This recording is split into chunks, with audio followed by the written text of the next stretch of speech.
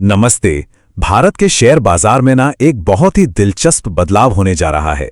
एक ऐसा बदलाव जो ट्रेडिंग के पूरे तौर तरीके को बदल सकता है। तो आखिर ये है क्या और इससे ट्रेडर्स पर क्या असर पड़ेगा?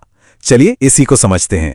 तो सवाल सीधा सा है, जब बाजार में कॉन्ट्रैक्ट का साइज मतलब जो नंबर्स हैं वो छोटे हो जाते हैं तो इसका असल मतलब क्या निकलता है? देखिए, ये सिर्फ कोई टेक्निकल चेंज नहीं है, इसका सीधा असर हम सब पर यानी निवेशकों पर पड़ने वाला है। और इस पूरे बदलाव को समझने की जो चाबी है ना, वो एक ही शब्द में छिपी है और वो है लॉट साइज।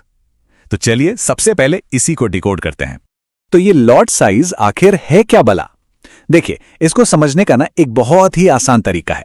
सोचिए, जैसे हम अंडे खरीदने जाते हैं, क्या हम एक अंडा खरीदते हैं? नहीं ना, हम अंडों का पूरा कार्टन खरीदते हैं। बिल्कुल वैसे ही डेरिवेटिव्स ट्रेडिंग में भी कोई एक सिंगल कॉन्ट्रैक्ट नहीं खरीद सकता। कॉन्ट्रैक्ट्स का एक पूरा का पूरा बंडल खरीदना पड़ता है और इसी बंडल को कहते हैं लॉट। और खबर यही है कि अब नेशनल स्टॉक एक्सचेंज यानी एनएससी इसी बंडल के साइज को यानी कार्टन में कितने अंडे होंगे उसे बदल रहा है। अच्छा, अब जरा इन नंबर्स पर नजर डालते हैं। ये खुद ही पूरी कहानी बता रहे हैं।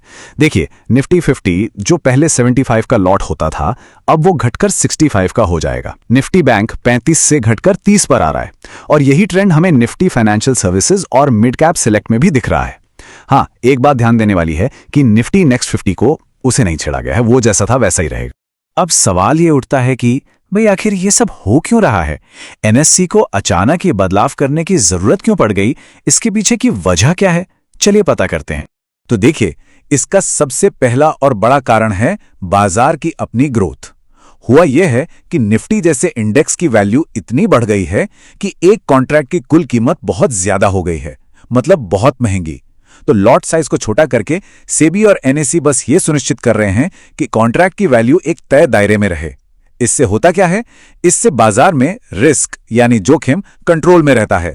और दूसरा कारण भी उतना ही जरूरी है, वो है ज्यादा से ज्यादा लोगों को बाजार में शामिल करना। सोचिए, लॉट साइज छोटा होने का सीधा मतलब है कि अब ट्रेडिंग शुरू करने के लिए कम पैसों की जरूरत पड़ेगी, मार्जिन कम लगेगा और जब एंट्री की लागत कम होगी तो जाहिर है और भी बहुत से निवेशक डेरिवेटिव्स मार्केट का हिस्सा बन पाएंगे।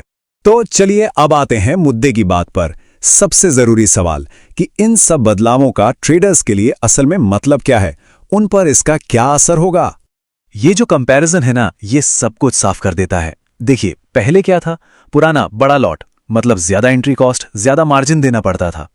अब क्या होगा? नया छोटा लॉट मतलब एंट्री कॉस्ट कम हो जाएगी, मार्जिन भी कम लगेगा। तो ट्रेडिंग में आने की जो एक बड़ी रुकावट थी वो कम हो गई। और इतना ही नहीं, छोटे लॉट का एक और बड़ा फायदा है, इससे ट्रेडर्स को अपनी स्ट्रैटेजी पर ज्यादा सटीक मतलब एकदम बारीक कंट्रोल मिलता है। वो ज्यादा लचीलेपन के साथ अपनी पोजीशंस को संभाल सकते हैं। अच्छा, ये सब तो ठीक है, लेकिन ये नए नियम लागू कब से हो रहे हैं, ये जानना बहुत जरूरी है। तो चलिए इसकी पूरी टाइमलाइन को समझ लेते हैं। तो देखिए, टाइमलाइन बिल्कुल सीधी और साफ है।